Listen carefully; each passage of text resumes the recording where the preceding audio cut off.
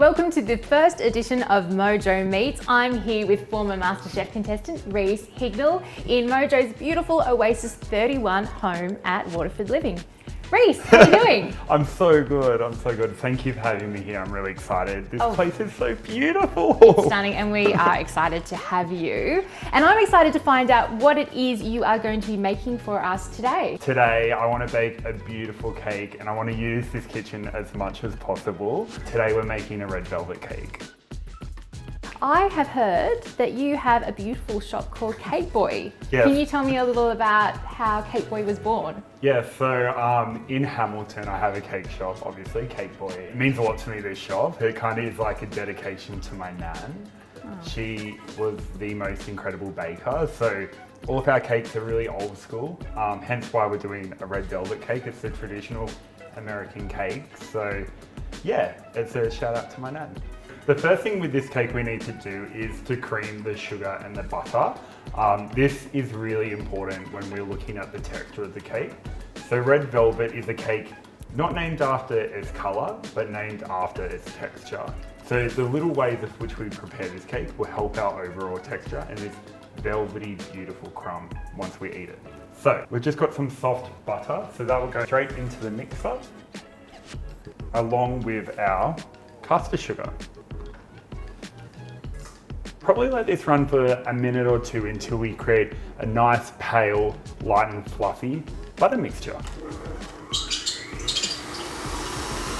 It's really important to have room temperature eggs. This is because cold eggs into cold butter will set the butter and ruin all the work we've just done. So in goes some room temperature eggs.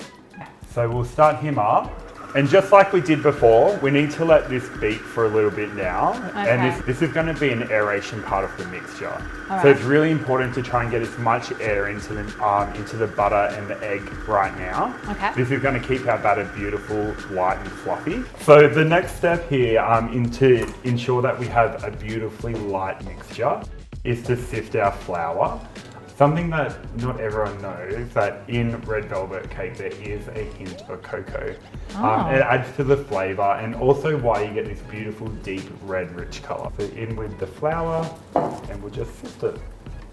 The way my nan used to do it, we put the bowl on the side and just with a spatula we go under the mixture and over the top.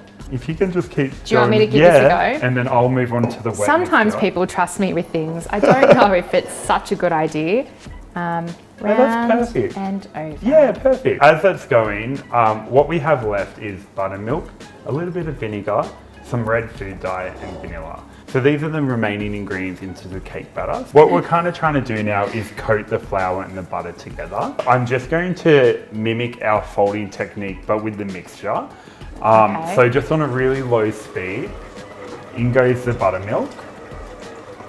So buttermilk and vinegar. Nice and sour, Right. So it does add an additional flavour to the red velvet cake. So red velvet cake is traditionally with buttermilk because it has like that acidic flavour to the cake as well. The buttermilk also does help the texture of the cake, which I've mentioned time and time again, the texture is really important in this cake. So in goes that beautiful red colour. Oh, so that's really nice. The way we're treating it is like with the utmost respect. We're not overly mixing it, we're not being too aggressive. All that hard work we did with that air, we're keeping in the cake. So that's why you can see like it's holding itself as the mixture's going through. It's velvety when by look at the moment. And that's gonna keep the velvety texture as well. You say that your passion and your love for what you're doing really comes out in your baking? I definitely love baking. It's something that has grown on me. Yeah. Grown on me a lot. I didn't always love baking, but now it's definitely my favorite part of cooking. When did you have that moment where you were like, this is what I want to do? It was only just a few years ago. Like I have always been like so in love with cooking, but maybe only about 3 years ago I started seriously baking. And it really did bring a deep connection to what then my nan used to do, and an appreciation. Did I just get the butter onto a little bit of baking paper? Yeah. Just go around the outside of the tin. Grease it up. That's just going to keep it from sticking. I always line the base of the tins, and there's going to be no little leaks through the holes. Aha, So okay. you always have to line the base of the tins. So the way that I do it, I just scoop one into one tin, and the next scoop into the second tin. So we just like line it out on the bottom of the tray there. I've got the oven preheated to 160. This is going to take about 35 minutes to 40 minutes just to cook. Or I just cook it until I can press the top of it and it doesn't wobble. So it should be firm to touch on the top. So Reece, this kitchen is actually part of the Mojo Iconic Kitchen collection. Yes. So it has all of the beautiful finishes, and what's your favourite part? Well, it's obviously stunning, but for me, every time I walk in a kitchen, I look straight away at the appliances and oh my God, this oven's so massive. It's like a 900 ml oven, right? Yes, so, it is. Yeah, there's a lot of space in there. You know, it's crazy. This actually comes standard with all Mojo homes. And while we're over here, this beautiful ceramic subway splashback, I've actually seen in some other Mojo homes, they have a window splashback, which is really beautiful just to have that kind of frame of the outside world coming into the kitchen. Oh, that's so cute. Yeah, I like it. Yeah, I love the kitchen, it's so beautiful. Speaking of the oven, these beautiful cakes are ready, so we better put them in. So now the cakes are in the oven, they'll take about 35 minutes to 40 minutes to cook through. I like to check them by just like poking, not my finger into the cake, but just very gently on the center of the top. And if it's nice and springy, the cake's cooked. But now that that's in there, time to clean up. We have so much mess. Well, speaking of cleaning up, in the Oasis 31, we actually have a butler's pantry. So I can just put all the dirty stuff in there and worry about it later. So as you can see, our cakes are cooked. We've cooled them down in the tin, so they're ready to be cut up and decorated. Okay. But to start that, we need to make the icing. We need to do that by mixing together our butter, our cream cheese, and our icing sugar. Okay. The icing's super easy. It's just dump everything in and mix it. Into the mixer with the cream cheese. We've got everything at room temperature. That's going to help everything mix together and smoothen out. It's really important that everything's at room temperature. If it is straight out of the fridge and you forgot, just chuck in the microwave for 30 seconds and soften the cream cheese and the butter. And then in with our icing. Okay, so we can pop our lid on and start to mix. Whilst that's going, I'll trim up these cakes. Okay. So we just let them cool in the tin. I've just removed the paper. You can see my iron off was slightly off. This one's a little bit bigger. Yep. So I'm just gonna very carefully. Okay. This is how the pros do it. Take the top off it. Yep.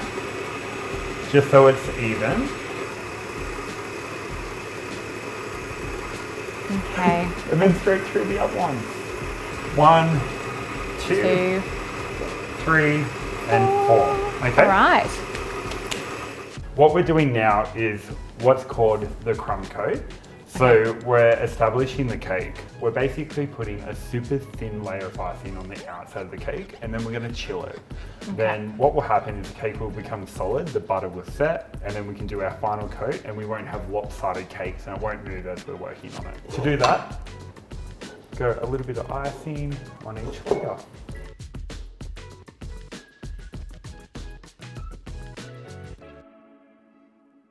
We'll put this into the fridge, and then we'll add another layer of icing on the top.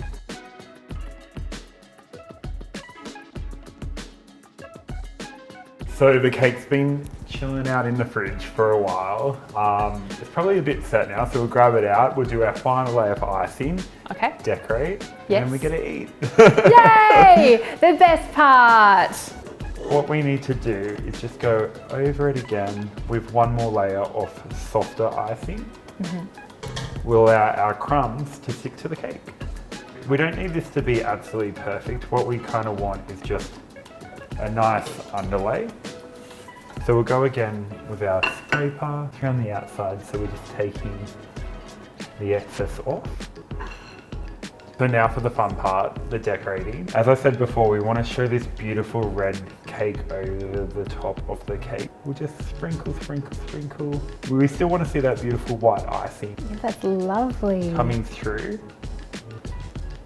We just get a tiny little bit and ever so gently crumble it down the side of the cake.